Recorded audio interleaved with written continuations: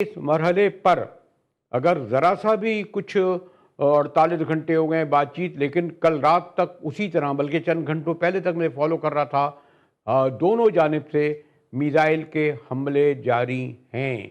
आप कुछ उम्मीद नज़र आ रही है आपको कि कोई माहिदा, कोई मुज़ाकरात, कोई बातचीत, एयर कमोडर? जी मुजाहिद साहब, बहुत शुक्रिया आपने इनवाइट किया।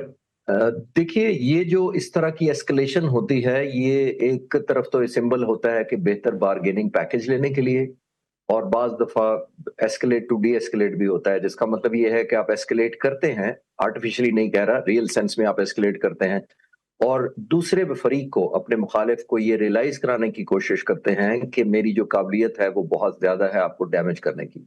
और अक्सर मैं कहता हूं कि जो आपकी पावर टू हर्ट होती है वही पावर टू बार्गेन होती है। ये जितना ज्यादा आप हर्ट करने की सलाहियत रखते हैं या शो कर पाते हैं दुश्मन को, उतनी ही ज्यादा आपको बेहतर बार्गेन मिलती है। ये नंबर वन।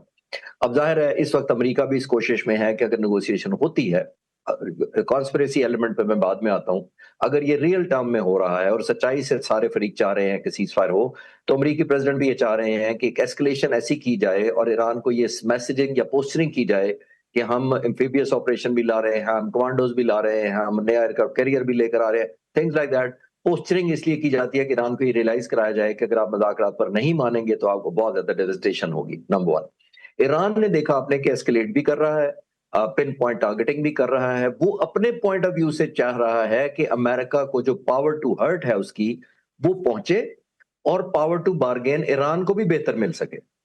ये तमाम ममालिक की इस वक्त खास तौर पे एक कोशिश है कि एस्केलेट इसलिए किया जाए कि एक प्रोहिबिटिव कॉस्ट इंपोज की जाए दूसरे पर, जो नेगोशिएशन के दौरान काम आती है।